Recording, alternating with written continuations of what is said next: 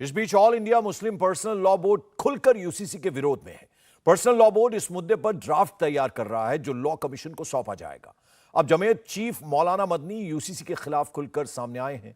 India TV से मौलाना अरशद मदनी ने कहा कि प्रधानमंत्री नरेंद्र मोदी ने हिंदुओं और मुसलमानों के बीच खाई पैदा कर चुनाव जीतने के लिए यह बयान दिया है। मदनी ने कहा कि इस देश में मुसलमान 1300 साल से अपनी शरीयत के आधार पर रह रहा है। मौलाना मदनी से यूसीसी से जुड़े तमाम मुद्दों पर हमारे संवाददाता शोएब रजा ने बात की, आप भी सुनिए। यूनिफॉर्म सिविल कोड को लेकर लगातार चर्चाएं गर्म हैं। हालांकि कल प्रधानमंत्री की तरफ से बयान आया और उसके बाद और ज्यादा मामला गर्म आ गया है। हमारे साथ जमीयत उलमा हिंद के अध्यक्ष सैयद अरशद मदनी साहब मौजूद हैं, उनसे बातचीत करते हैं। ये बताएं सर कि कल प्रधानमंत्री का बयान तो सुन ही लिया होगा, उनकी तरफ से साफ कह दिया गया एक देश में दो कानून कैसे चलेंगे। आप लोगों का लेकिन एतराज़ ख़त्म नहीं हो रहा। ये एक सियासी मसला है और ये और वादे हो गया कि कल उन्होंने जब वहाँ के इलेक्शन के सिलसिले में अपने काम को शुरू किया है, उसी वक्त वो इस मसले को ले आए जिसने ये बात बिल्कुल वाज़ेह कर दी कि ये एक सियासी मसला है। वो अपने इक़्तिदार को हासिल करने के लिए इस मसले को पेश कर रहे हैं ताकि हिंदू और मुसलमान बिल्कुल एक तरफ हो जाए और वो जीत जाए। हम ये समझते हैं कि इसकी कोई वास्तविकता और हकीकत नहीं है। वो ये कहते हैं कि घर में दो कानून कैसे हो सकते हैं। 1300 साल से हम इस मुल्क के अंदर जिंदा हैं। हुकूमतें तो आती जाती रहती हैं और कितनी हुकूमतें आई और चली गईं। मुल्क के अंदर हम अपने निज़ाम के ऊपर कायम है, कोई क़यामत तो कायम नहीं हुई मुल्क के अंदर। ये कह रहे हैं कि इसको समझ नहीं आ रहा है, हम भ्रम को दूर करेंगे एक तो, और साथ साथ ये भी आरोप लगा रहे हैं कि कुछ लोग भड़का रहे हैं मुसलमानों को। ये बिल्कुल गलत है। मुसलमान का तो एक खुला हुआ मसला है कि हमारा एक शरीयत है और हम उसके ऊपर 1300 साल से इस मुल्क के अंदर चल रहे हैं। हम अपनी ज़िंदगी को उसी के ऊपर रखना चाहते हैं। जहाँ आपको एतराज़ है, आप समझते ही नहीं उस मसले को, आप नहीं जानते उस मसले को। हम ये कहते हैं कि हमारा एक कानून है जिससे हम मरते और जीते हैं ज़िंदगी। आप उस कानून को क्यों छोड़ते हैं? आपके ऊपर कोई उसका असर नहीं है। आप जिस तरह चाहें अपने कानून के ऊपर चलिए। सिख अपने कानून के ऊपर चलता है, मुसलमान अपने कानून पर चलता है, क्रिश्चियन और यहूदी अपने कानून, बुद्ध अपने कानून के। और कितने कबाइल हैं जो अपने। ये कहना कि एक घर में दो कानून सही है। एक ऐसी फैमिली जिसके 4-5 आदमी हैं वो एक कानून चलते हैं। अगर यहाँ दो कानून चलेंगे इंतशार होगा। लेकिन इतना बड़ा एक घर है, किला है जिसके अंदर 500 फैमिलियाँ रहती हैं और उसमें रहने वाले 5000 आदमी हैं। कौन कह सकता है कि उसके अंदर एक ही तरह से सब चलते हैं, एक ही लिबास सब पहनते हैं, एक ही खाना सब खाते हैं, सुबह को एक ही वक्त में उठते हैं, शाम को एक ही वक्त में सो जाते हैं। ये तसव्वुर गलत है कि हिंदुस्तान एक घर है। नहीं, हिंदुस्तान तो इतना बड़ा मुल्क है जिसके अंदर 1.5 अरब लोग रहते हैं और हज़ारों यानी सैकड़ों और हो सकता है हज़ारों अपने अपने मज़हब रखते हैं और उसके ऊपर खुदा जाने कब से चल रहे हैं। आपको आज क्या फिक्र हुई है कि आप मुसलमानों को छेड़ें और ये कहें कि नहीं मुल्क के अंदर एक कानून। मुसलमानों का मामला नहीं, ये भी आप बात कहते हैं। और अगर ये कहा जा रहा है कि एक राष्ट्र की बात हो रही है और सब बराबर है, उसमें क्यों भेदभाव होना कि हिंदू मुस्लिम सिख ईसाई एक तरह के कानून हो उनके लिए। कौन ये कह सकता है कि इस मुल्क के अंदर सबके साथ गवर्नमेंट बराबरी करती है? नहीं करती, भेदभाव होता है। हाँ बिल्कुल भेदभाव। हम तो मुसलमान तो उसको देख रहा है कितने दिन से भेदभाव हो रहा है। आपने कितनों को रिजर्वेशन दे दिया। आप क्यों नहीं मुसलमान को मुलाजमतों के अंदर गवर्नमेंट के वो मौका देते हैं जो दूसरों को देते हैं? आप पुलिस के अंदर कितने मुसलमानों को भर्ती करते हैं जितने हिंदुओं को होते हैं? कुछ तो होता नहीं है। आप इस मसले को लेकर के सिर्फ एक ही बात ये बताना चाहते हैं कि 75 साल में किसी ने मुसलमान को नुकसान नहीं पहुंचाया। अगर पहुंचाया तो हमने पहुंचाया, और इसके सिवा इसकी क्या वास्तविकता है? आप ये कहना चाह रहे हैं कि इरादा परेशान करना है, नियत परेशान करने की है। नहीं, परेशान करना तो बाद में आएगा। ارادہ یہ ہے کہ ہم اس ملک کے رہنے والوں کو یہ وچار دیں کہ مسلمان کو اگر کسی نے نقصان پہنچایا تو ہم نے لہذا ہماری حکومت کو برقرار رکھو، یہ دینا چاہتے ہیں۔ ہم دیکھ رہے ہیں کرناٹک کے الیکشن کے اندر یہی تو ہوا ہے سارا، جو بولتا تھا اسٹیج کے اوپر آ کر کے وہ مسلمان کے لیے آگ ہی برساتا تھا۔ جو اگر یونیفارم سول کوڈ کی بھی بات کرتے ہیں تو 3-4 ایشوز پر بات ہوتی ہے بار بار، شادی کا مسئلہ، طلاق کا ایشو، طلاق کا تو قانونی بن گیا اب، اس پر بھی پردھان منتری نے کہا کہ مصر گئے تھے، وہاں تو 90 سال پہلے 3 طلاق دینے کا جو معاملہ تھا وہ ختم ہو گیا تھا۔ اس کے ساتھ ساتھ پراپرٹی کا ایشو ہے، مسلم لڑکی کی شادی کا معاملہ ہے۔ کیا چیزیں ان میں ہیں، تھوڑا اگر گہرائی سے آپ بتا سکیں، اور کیا آپ کو لگتا ہے ہونا چاہیے؟ دیکھیے، قانون کی بات لڑکیوں کو اور لڑکوں کو دینے کی بات ہے، اس کو سمجھنا چاہیے۔ اسلام نے لڑکیوں کو لڑکے کے مقابلے میں آدھا حصہ دیا ہے، یعنی اگر آدمی مرتا ہے اور 300 روپے چھوڑ کر جا رہا ہے اور اس کے کوئی نہیں ہے علاوہ ایک لڑکے اور ایک لڑکی کے، تو اس کی میراث میں سے 2/3 لڑکے کا ہے، 1/3 لڑکی کا ہے۔ یہ اسلام کا ایک قانون ہے، اور اس قانون کی بہت بڑی بنیاد ہے، وہ یہ ہے کہ لڑکی کے اوپر ماں باپ کا کوئی حق ان کے بڑھاپے کے اندر خدمت کرنا، ان کے خدمت کے لیے مرنا اور جینا کچھ نہیں ہے۔ جب تک وہ ماں باپ کے گھر میں ہے ماں باپ کی خدمت کرے گی، جب وہ ماں باپ کے گھر سے اس کا ہاتھ دوسرے کے ہاتھ میں پکڑا دیا ہے تو اب وہ اپنے شوہر اور اپنے بچوں کی خدمت کرے گی۔ ماں باپ کی خدمت کرنا اس کی زندگی کے اندر داخل نہیں ہے۔ لڑکوں کی بات یہ ہے کہ ان لڑکوں کے لیے مرنا اور جینا ماں باپ کے لیے ہے۔ اسلام کہتا ہے کہ جب تک یہ ماں باپ اس سے اگر راضی نہیں ہوئے تو اللہ اس سے راضی نہیں۔ اس کی آخرت کی زندگی کا خیر و خوبی کا مدار اس کے اوپر ہے کہ وہ اپنے ماں باپ کو راضی رکھے۔ اس لیے جب وہ ماں باپ کے بڑھاپے میں اپنی کمائی ہوئی دولت، اپنی طاقت کا استعمال کرے گا ماں باپ کے لیے، اس کو حصہ زیادہ دیا گیا ہے۔ وہ لڑکی جو شادی کر دی ماں باپ نے اور اب وہ جا کر کے اپنے شوہر اور اس کے بچوں کی خدمت کرے گی، ماں باپ کی خدمت اس کے اوپر اتنا ضروری نہیں ہے جتنا لڑکے کی ہے، اس لیے اس کے حصے میں سے بھی کم کیا گیا۔ اور اس کی تو کمائی ساری کی ساری دنیا جو کچھ بھی ہے وہ ماں باپ کے بڑھاپے کے اندر ان کو اپنے سر کے اوپر بیٹھا لے گا، انہیں راضی کرے گا۔ لڑکی کا حصہ برابری کا ہو جائے گا تو دقت ہوگی کیا؟ یہ مطلب یہ ہے کہ کوئی بڑھاپے کے اندر ماں باپ کی خدمت تو لڑکی کے اوپر ہے نہیں، وہ دوسرے کے گھر چلی گئی اور ضرورت ہے یہ لڑکا جس کو لڑکی کے مقابلے کے اندر برابر مل رہا ہے، یہ اپنے ماں باپ کی خدمت کیسے کرے گا؟ کہاں سے پیسے کھلائے گا؟ کیسے کرے گا؟ اس کو ماں باپ سے پیسہ ملے گا اور یہ اس کے مقابلے کے اندر خدمت کرے گا۔ لوگوں کو کس بات کا خدشہ ہے یا شک ہے کہ یونیفارم سول کوڈ آنے سے یہ چیزیں بدلی جا سکتی ہے؟ آپ اپنے ڈرافٹ بھی تیار کر رہے ہیں نا؟ کوئی شک کی بات نہیں، اس میں کوئی شک کی بات نہیں ہے۔ دین ہمارا ہے، ہمارا مذہب ہے، قرآن اور حدیث، یعنی مطلب یہ ہے کہ اللہ نے جو چیز فرشتے کے دوارا اپنے نبی علیہ السلام پر اتاری ہے وہ دلیل ہے اور قائم ہے۔ ہم 1400 سال سے اسی کے اوپر چل رہے ہیں، ہم اسی پر چلنا چاہتے ہیں۔ یہ مت سوچیے کہ شک کیا ہے، ہمیں کیا مطلب ہے شک کا؟ ہم تو یہ کہتے ہیں کہ ہم جس دین کو مانے ہوئے ہیں، اپنے ذہن اور دماغ اور اپنی زندگی میں اتارے ہوئے ہیں، ہمارا یہ ماننا ہے، یقین ہے کہ ہم اگر اس پر زندہ ہیں تو ہماری آخرت آباد ہے، اگر ہم اس کو نہیں مانتے تو ہماری آخرت آباد نہیں۔ ہم یہ چاہتے ہیں کہ اس کے اندر کوئی دخل نہ دے، بس اتنی سی بات ہے اور کوئی چیز نہیں ہے۔ ابھی لگ رہا ہے کہ پردھان منتری کا چونکہ بیان آ گیا اب تو میں یہ بات نہیں، دیکھیے جس کے ہاتھ میں طاقت ہے وہ سب کچھ کرتا ہے۔ آپ کے سامنے بابری مسجد کا مسئلہ ہے، کورٹ، سپریم کورٹ یہ کہہ رہا ہے کہ یہ مسجد اپنی جگہ کے اوپر ہے۔ ہم 70 سال تک جمعیت علماء ہند اس کا کرتی رہی, مقدمہ لڑتی رہی, اور کورٹ میں یہ کیس تھا کہ یہ مندر کی کو توڑ کر کے یہ رام جنم بھومی ہے جہاں مسجد بنائی گئی ہے.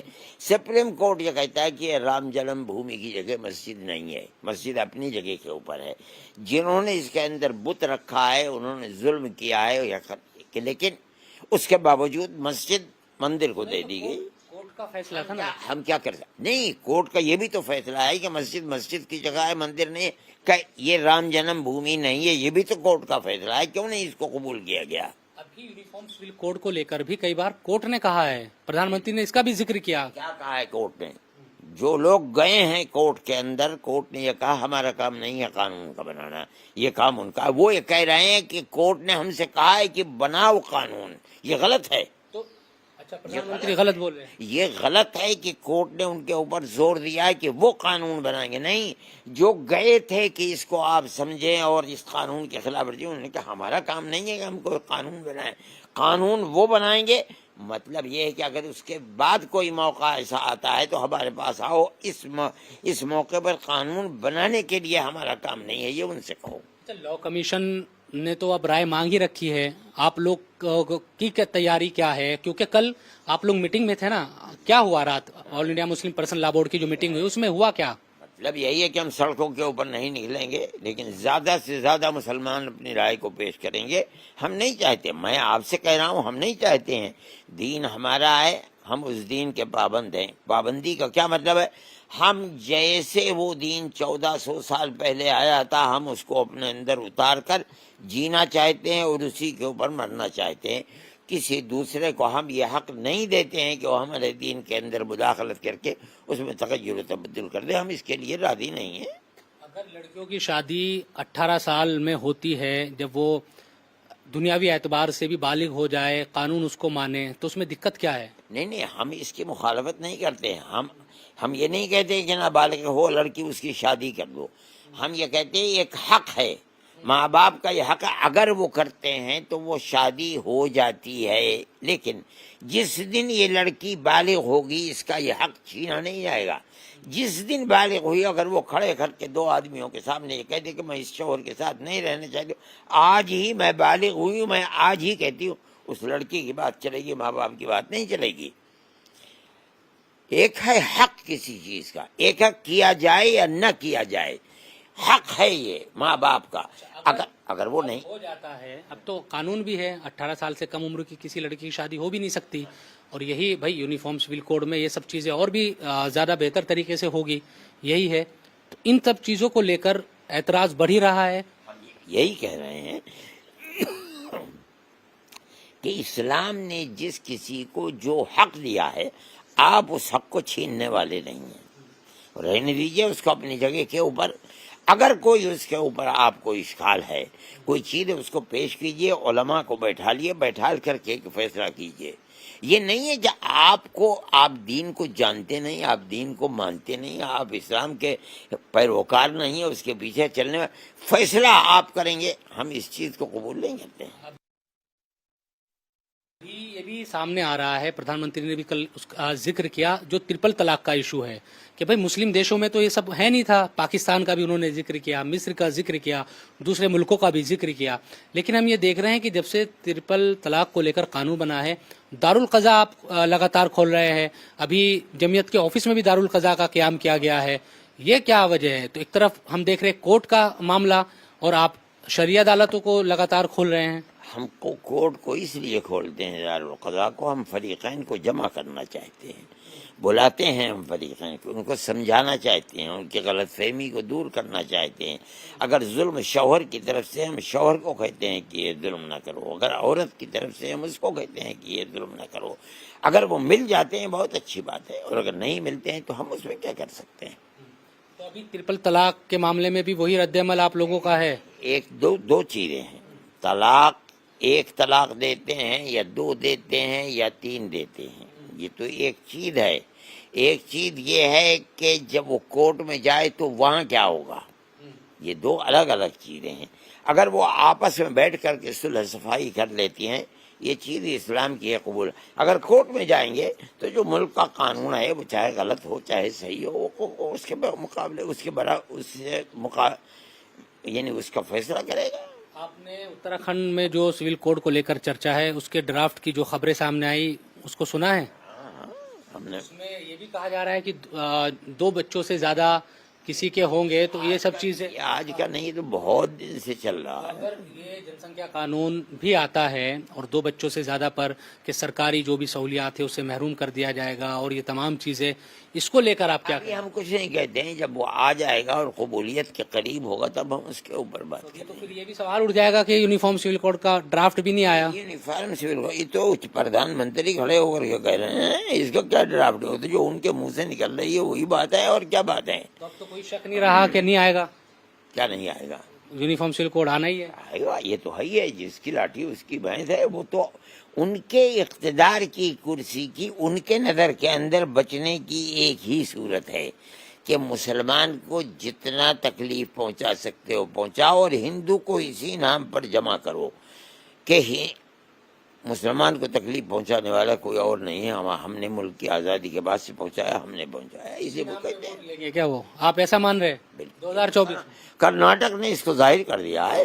کھڑے ہو کر کے کہتے ہیں کہ ہم مسلمان کے ووٹ کی ضرورت نہیں ہے. لیکن پردھان منتری امریکہ گئے تھے ابھی، انہوں نے کہا کہ ہم سب کا ساتھ، سب کا وکاس، سب کا پریاس. وہ یہ تو دنیا جانتی ہے کہ جو وہ کہتے ہیں اس میں اور جو کر رہے ہیں آج ملک کے اندر جو ہو رہا ہے اس میں زمین آسمان کا فرق ہے. میں اس سیاسی مسئلوں میں پڑھتا نہیں ہوں.